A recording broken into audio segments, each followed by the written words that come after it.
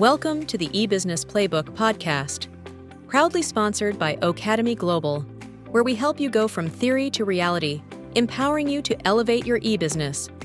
Join our open community at the eBusiness Playbook by Academy on Facebook and LinkedIn, and check out our training packages at academyglobal.com to find out more. Welcome to the eBusiness Playbook. Today, we're embarking on quite a deep dive. It's into something that's really reshaping how businesses connect with you, their customers. For too long, we've kind of relied on those generic, one-size-fits-all approaches, sending the same email blast, offering the same recommendations to everyone. But those days, well, they're fading fast. We're now stepping into an era of, frankly, incredible personalization. That's absolutely right. And for you business owners listening, especially those who know customer experience, CX is, paramount for your success. This deep dive, it's going to be a shortcut to understanding the real cutting edge. We'll explore why those old generic customer journeys just don't cut it anymore, and how leading businesses are leveraging some really powerful tools, data, AI, automation, to deliver genuinely unique, tailored experiences right across every single touch point. Exactly. And we've pulled together a fantastic stack of sources that really unpack this whole CX revolution. They show how companies are creating these hyper-personalized experiences that don't just, satisfy customers, but truly capture their attention and actually convert. So if you're ready to discover how to future-proof your customer interactions, maybe give your business that significant edge, let's unpack this. So maybe to kick us off, let's talk about why. Why is this big shift to hyper-personalization happening right now? I mean, we all know customer experience is critical. That's not new. But what our sources are showing is a pretty fundamental shift. It's no longer just about the product you sell or the service you offer, is it? It feels like it's about every single interaction now, every touch point, from that first website click right through to post-purchase support. Exactly. CX has truly evolved. It now encompasses the totality of interactions a customer has with an organization and that total experience. It directly shapes their perceptions and ultimately their loyalty. And the stakes couldn't be higher for businesses. Our research indicates that companies really excelling in CX see revenue growth rates, get this, 4 to 8% higher than their competitors. Think about that. That's a massive financial benefit just from focusing properly on the customer journey. Okay, here's where it gets really interesting for you listening. Our sources revealed this transformative leap with something they're calling hyper-personalization. Now, we hear about personalization all the time, right? But what exactly does hyper-personalization mean? How does it truly differ from, say, a company just knowing your name from a database? Yeah, that's a great question, and it's really key to understanding this evolution. Hyper-personalization, it's an advanced approach. It leverages AI and quite sophisticated data analytics to craft highly tailored experiences for individual customers. Often this happens in real time. It moves light years beyond those broad categorizations like, segmenting customers just by age group or where they live. Instead, it aims for a true one-to-one interaction model. Think about it like this. It dynamically adjusts the content, the communication channels, even the product offerings based on your unique journey, your specific preferences, and your real-time feedback.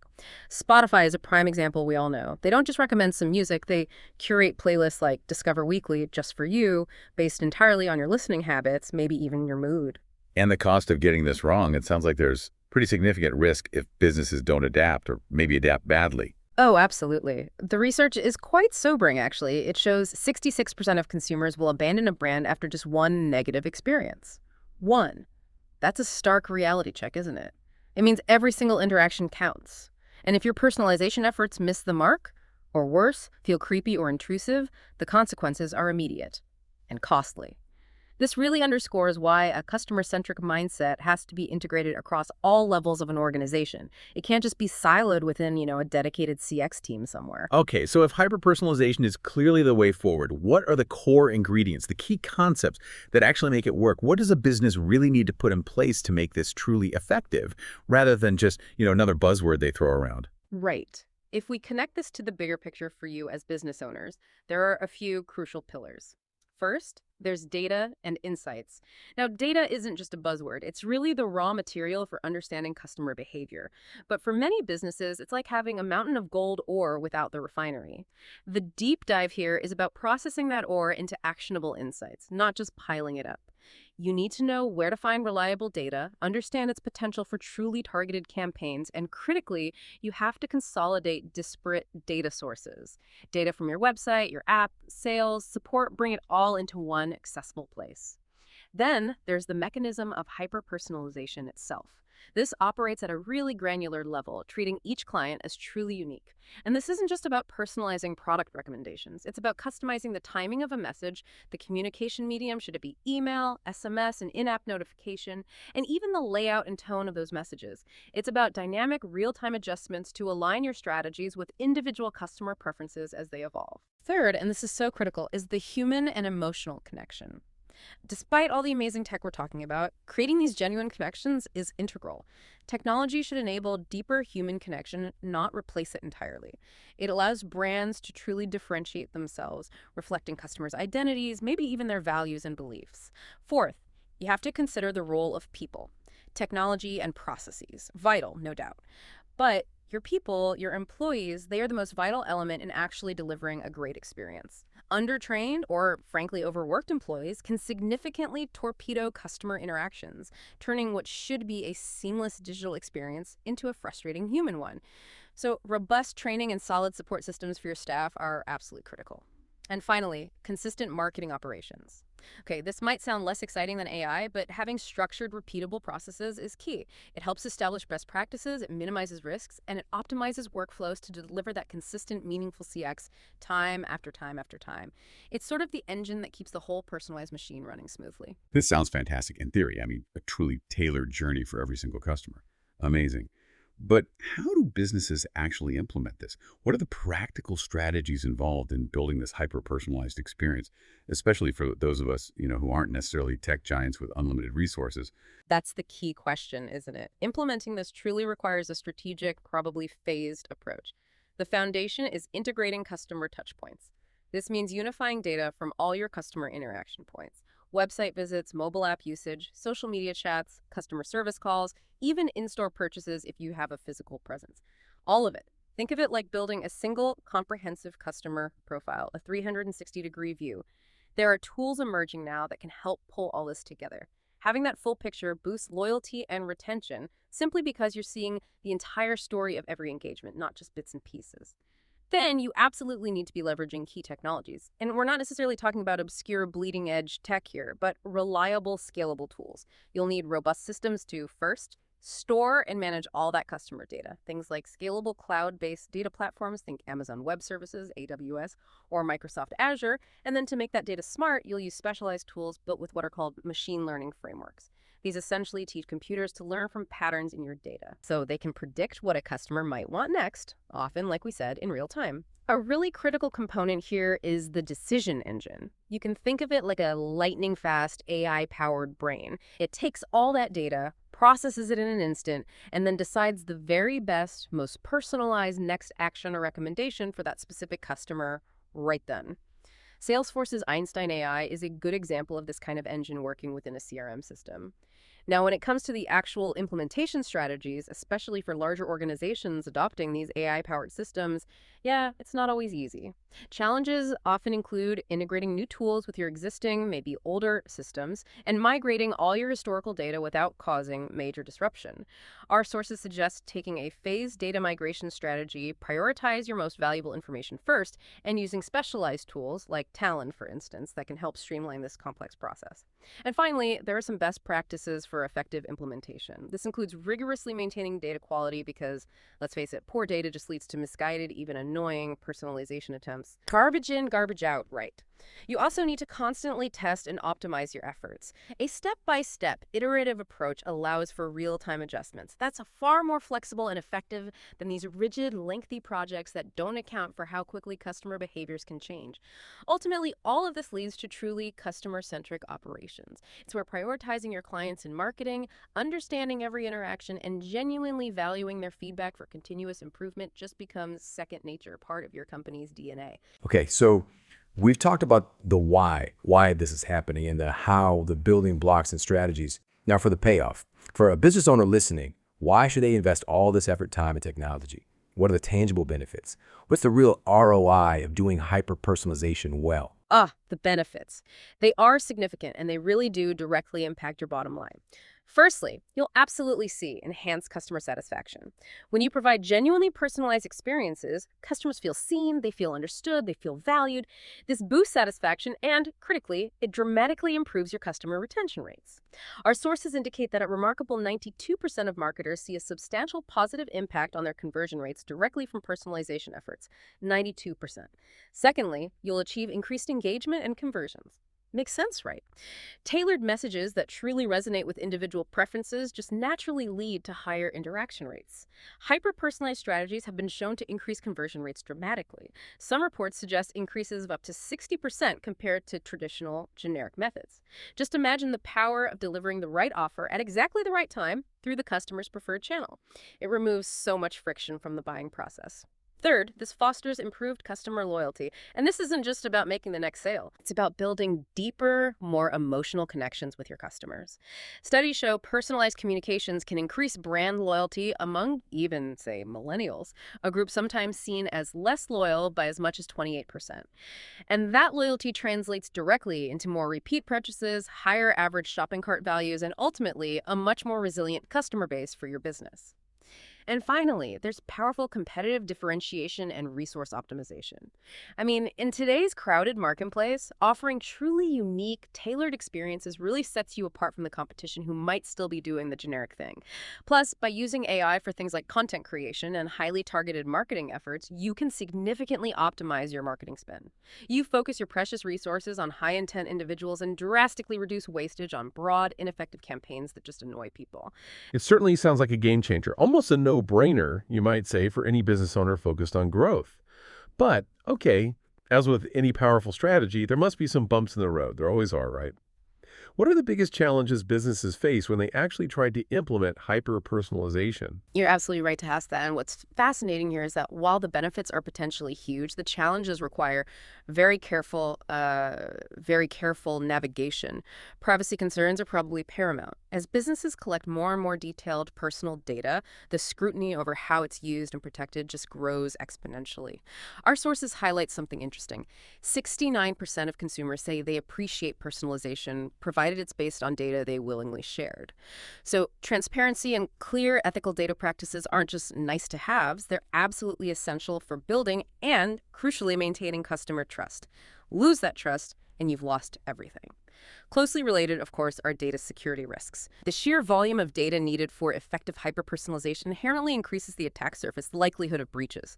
Organizations simply must implement robust security measures, strong encryption, clear consent management frameworks, regular compliance audits. These are completely non-negotiable today.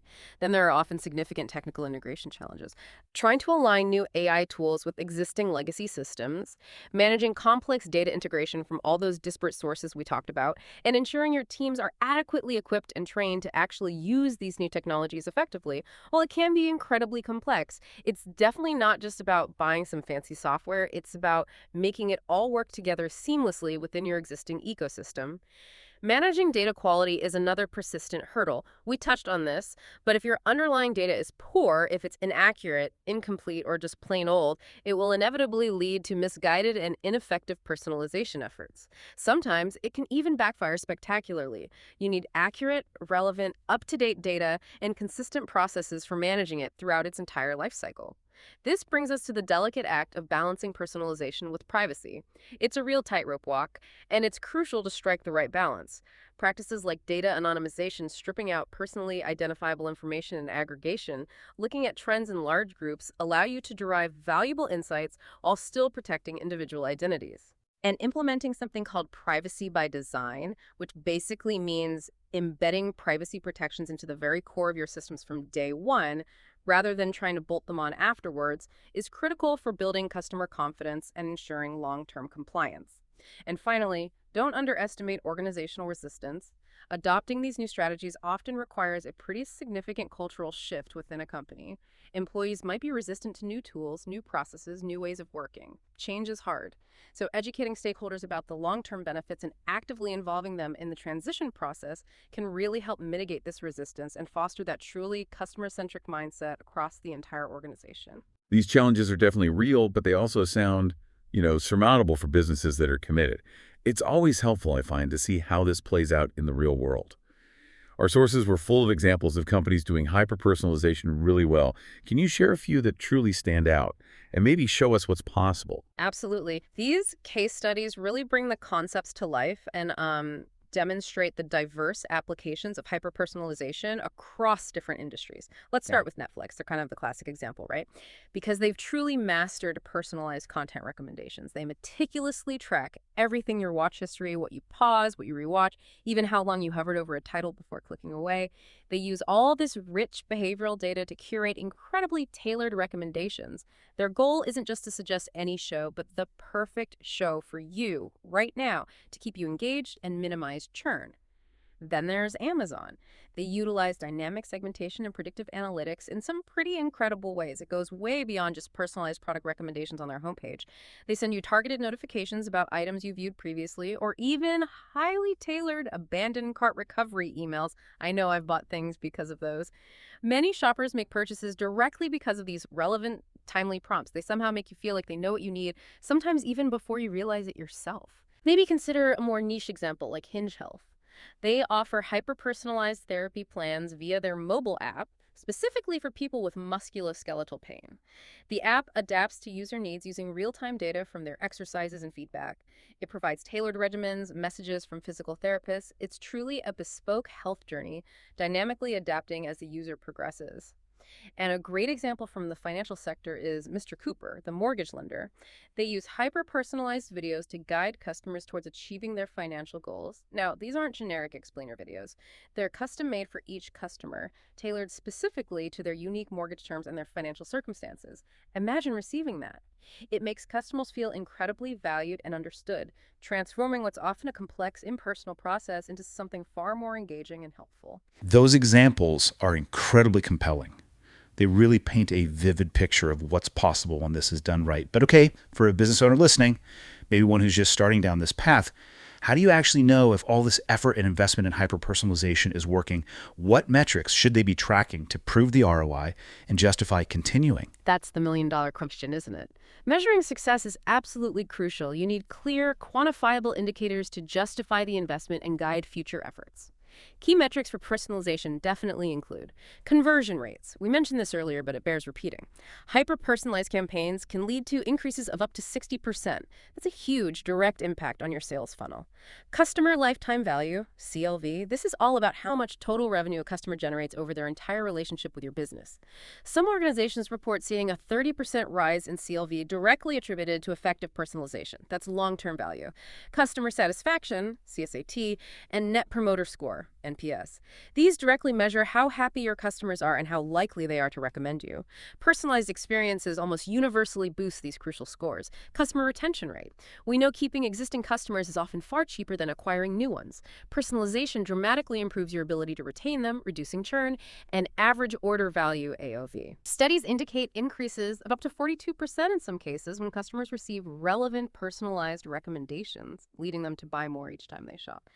And finally, of course, return on ad spend, ROAS. Are your marketing dollars working harder for you? Highly targeted ads, powered by personalization, drive much, much higher ROAs compared to generic campaigns. So the outcomes are pretty clear when you look at the data. Companies that effectively embrace hyper-personalization consistently see increased revenue, often in the range of 10-15%, with some fast-growing organizations deriving up to 40% more revenue directly from these strategies. They see enhanced customer loyalty. We saw examples suggesting a potential 300% ROI on implementation within the first year alone. And they see significantly improved engagement, which is demonstrated through things like higher click-through rates, more time spent on your site or app, and deeper interactions overall. So looking ahead then, what's next? What's on the horizon for hyper-personalization? What should businesses be thinking about, maybe preparing for, in 2025 and beyond, to stay ahead of the curve? Yeah, the future trends are quite clear, I think. Hyper-personalization isn't just a competitive advantage anymore. It's rapidly becoming an essential foundational element of any successful CX strategy. You almost can't compete without it soon. We're definitely going to see continued technological advancements driving change. AI-driven engagement platforms will become even more sophisticated, more integrated. They'll help deliver ultra-customized messages across an ever wider array of channels: voice, chat, video, you name it. Brands will get even better at predicting customer behavior, possibly anticipating needs before the customer even fully realizes them themselves. And crucially, customer expectations and the convenience revolution are pushing this forward relentlessly. Modern customers don't just like seamless and convenient interactions, they absolutely expect them. Our sources show 74% of American consumers are more likely to recommend a brand simply because it provides a convenient CX. It's that powerful. And beyond just personalization, broader trends like demonstrating sustainability and social impact within your CX frameworks are also becoming vital for building that long-term loyalty, especially with younger demographics. So, for preparing for 2025 and beyond, businesses really need a truly proactive approach. This means not just reacting to customer needs, but actively anticipating them. It means responding swiftly to changes in the market and customer sentiment. And it means building resilience and adaptability into your customer experience strategy from the ground up. The businesses that excel in these areas, they're the ones projected to see that revenue growth exceeding 4 to 8% above their market average year after year. Wow, that was a truly insightful deep dive. It's abundantly clear, isn't it, that hyper-personalization isn't just some passing trend. It's a fundamental shift in how successful businesses need to engage with their customers. It's really about treating each customer as the unique individual they are, powered by smart technology, but crucially, guided by that essential human touch. Indeed. We've explored the really powerful benefits: increased revenue, profound loyalty, competitive differentiation. But we've also looked at the critical considerations around privacy, data security, and the complexities of seamless integration. For any business where customer experience matters, and let's be honest, that's pretty much every business today, embracing this revolution isn't really optional anymore. It's becoming the pathway to not just surviving, but truly thriving in what's an increasingly competitive landscape. So what does this all mean for you listening? As a business owner, how will you take these insights about hyper-personalization and start to weave them into the very fabric of your customer interactions?